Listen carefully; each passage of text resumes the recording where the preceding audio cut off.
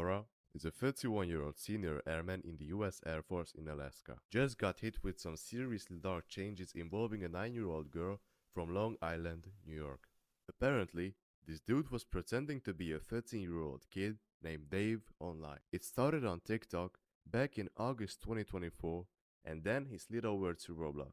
Prosecutors say he tricked this little girl into sending him explicit pics and videos. For example, once he sent her almost $200 through Apple Pay just to get her to do what he wanted, even telling her exactly what to send. That's so messed up, right? When she stopped replying, he didn't even quit.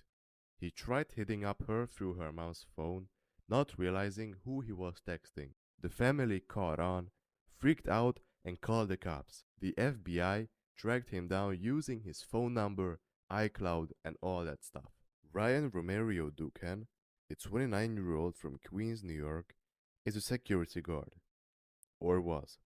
Back around June 2024, he met an 11-year-old girl from Michigan on Roblox. He pretended to be her age, acting all childish like he was just another kid.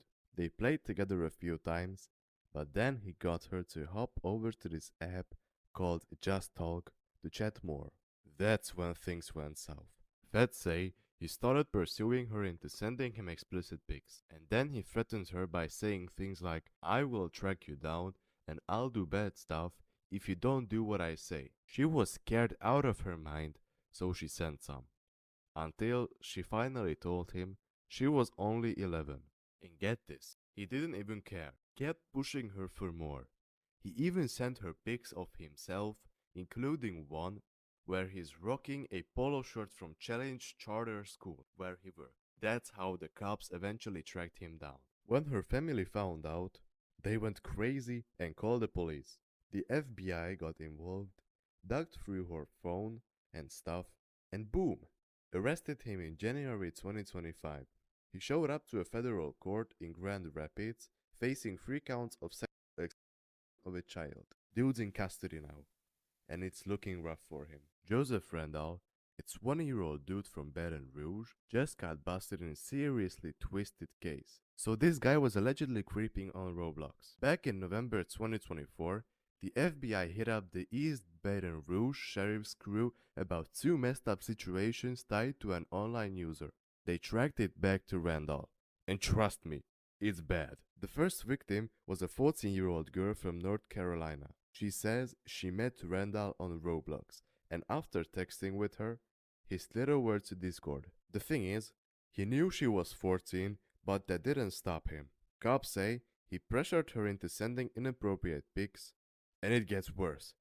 He allegedly asked for videos too. He was arrested in January 2025 and was charged with computer-aided solicitation of a minor, indecent behavior with juveniles, and even CP possession. The sheriff's office dug in after the FBI flagged another case too, but it's even crazier that he used Roblox as his hunting ground before jumping platforms. They found him in February 2025, and just a few days ago, he was in a New York courtroom facing charges like sexual exploitation of a kid and coercion. He's locked up and waiting for his trial.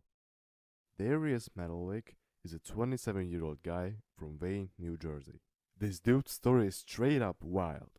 So back in early October 2024, he got busted for kidnapping an 11-year-old girl he met on, yep, you guessed it, Roblox. Here's how it went down. They started chatting on the game, just playing and vibing like tons of us do.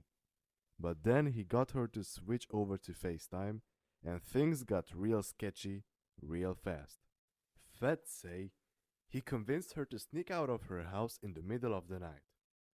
It all happened on October the 3rd around 2 a.m. and he drove all the way from Jersey to her spot in Wayne, picked her up, took her across state lines to Bear, Delaware, about an hour away to some random hotel. Cops tracked him down quick, caught him that same morning at the hotel with the girl.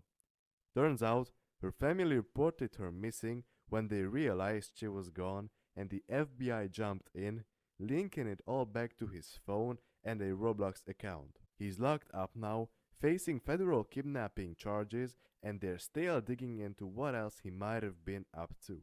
Court documents say he admitted to the whole thing after they caught him. Arnold Castillo. In late 2024, he was chilling on Roblox. He starts chatting with a 12-year-old kid from across the country. Seems innocent at first, right? But no, it gets dark quickly. They bounce from Roblox to Discord, and you probably can imagine what was the reason. Feds say he starts asking this kid for pics, stuff no one should ever ask a kid for. He's all pushy about it, even throwing out threats like "I'll find you if you don't do what I say." The kid freaked out and ended up sending something just to make it stop. Fast forward to early March 2025, the kid's parents catch up wind of this, lose it, and call the cops. FBI rolls in, traces it all back to Arnold's account and his phone. They caught him like a week ago, and he was in court on the 28th of March, facing charges for exploiting a minor and some coercion stuff. Dude's locked up now. No bail, and it's looking bad for him. Michael Schabelinger. In late 2024, he's on Roblox, just vibing, playing games with random people. He links up with a 10-year-old kid from halfway across the state. They're building stuff, chatting it up. Seems normal, right? But then it flips. He slides into the kid's DMs on Roblox, starts asking weird questions, and eventually gets them to jump over to Snapchat. That's where it all goes off the rails. He starts begging for pics. He's all sneaky about it, saying, "Don't tell anyone. It's our secret." Kids freak out, but send something cause he's scared. Fast forward to March 2025, kid spills it to his big brother, who tells their parents. They're pissed, call the cops, and the FBI swoops in. They track Michael down through his Roblox profile and Snapchat logs. Dude didn't even cover his tracks. He's arrested and he's facing charges for exploiting a minor. He's locked up now, no bail, and it's not looking good. Sim Builder.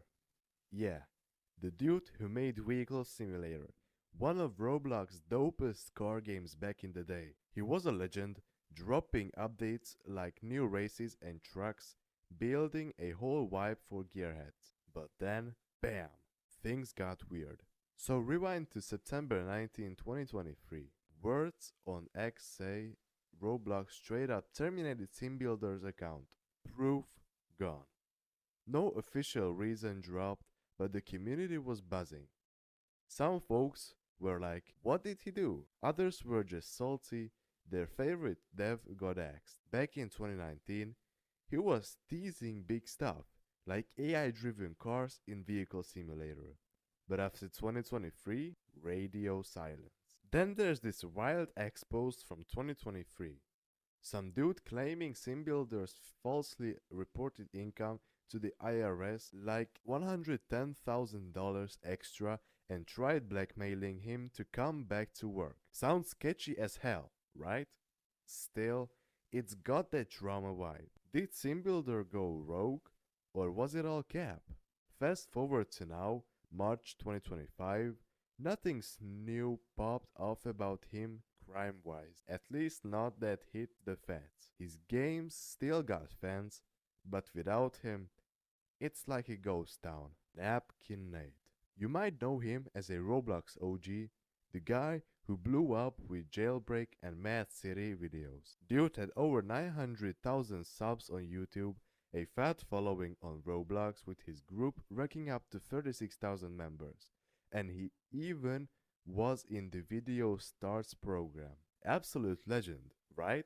Well, not so fast. Back in the day, I think 2010, when he joined Roblox as Pingy8881, later switching to Napkin Nate, was grinding, dropping content, and building a rep. His YouTube kicked off in 2014, and by 2021, he was a name everyone knew. But then, stuff started hitting the fans. Around 2020, people on X were calling him out, designers like clothing and UGC creators saying he was ghosting them on payments. like he'd promised cash for their work, then just not pay up. Some posts say he owed hundreds of bucks and was dodging them with excuses. He clapped back, saying, "Chill, I'm gonna pay everyone." But a lot of folks weren't having it. Then boom, November 2021. Roblox kicks him out of the Video Stars program. Why?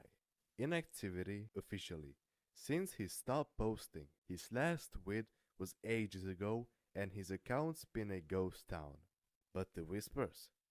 Something it's tied to those payments beefs or maybe something sketchier. Fast forward to now, March 2025, he's still MIA. No crime headlines, no jail time, just a faded star with a messy rep.